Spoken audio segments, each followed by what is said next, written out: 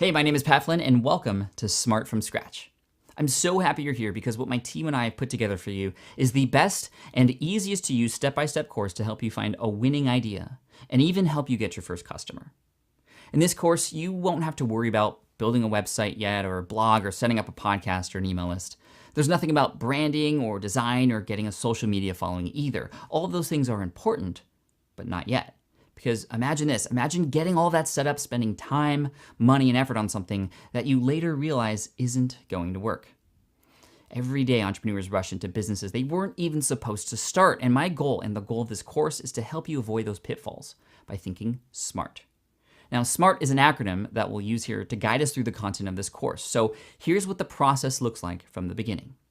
First, we're going to select an idea.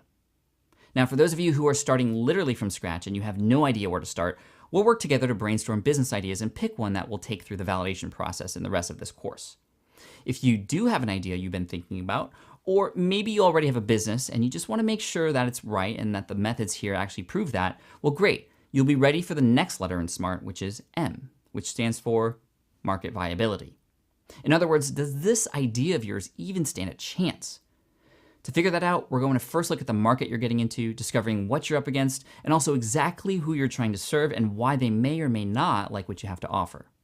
Then we'll be looking for a specific angle or position that you can take in the existing market space, so you'll have something unique and noteworthy when you begin to share what you have to offer. The A in SMART is for adjust. Because here's the thing, between each of the stages in this program, you're going to get direct feedback from real people and then adjust your idea if you have to. Entrepreneurship isn't just about creating something, sitting back and hoping it'll work, right? It's about putting yourself out there and hearing what people think. And you know what? No matter what they say, it's a win because you can use that information moving forward. You know you're either onto something or you're not, and you can adjust and get back to where you need to be. R is for refine, which means to get rid of anything that's unnecessary and make this thing exactly what it needs to be from the start. You're improving it and making it better, honing in on exactly what it is and who it's for. With all of the research you'll have done at this point, you'll already have an amazing idea of how well your idea might catch on, and you'll be way ahead of most people.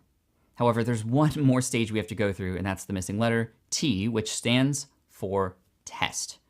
In the final part of this program, I'll walk you through how to test your idea by actually asking people to pay to get early access to what you have to offer. And chances are you'll have done such a good job determining what problems to solve and how to solve them that you'll end up with your first customer or more, even before you end up building your product or service.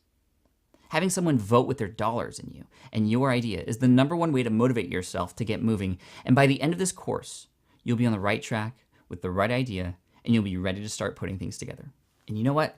Some of you are going to test your idea and find out that it's not going to actually work out like you thought it would. And what's amazing is that this is actually good news. You found this out now rather than months or years down the road, and you can use that information to adjust again or try out another idea until you find the right one.